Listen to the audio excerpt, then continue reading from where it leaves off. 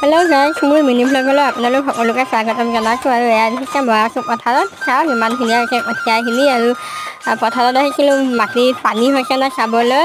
পানী অকণো নাই দেখিছে। মোৰ লগতে মোৰ ছোৱালীজনীও আহিছে। আৰু এয়া পানী অকণো নাই, একেবাৰে শুকান হৈ আছে মাটি। আৰু এইফালে আহিলোঁ চাবলৈ, ইয়াতো পানী নাই। বোকা ৰুইছিলোঁ কিন্তু পানী নাই, একেবাৰে চিৰাল ফটাই দি ফাটিছে মাটিবোৰ।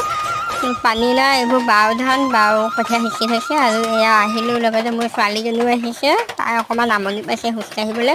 আৰু এয়া চাওক নেমুবোৰ ইমান ধুনীয়াকৈ লাগি আছে। এয়া এজোপা আছে পাত কঁঠাল, অকল এটাই লাগিলে পাছত। আৰু এয়া কলডিল, এয়া কলডিল আৰু এইজোপা মধুৰিআম, লগতে বৰটেঙাও লাগি আছে এইফালে। আৰু কঁঠালো লাগি আছে, ইয়াত কঁঠাল দেখিছে।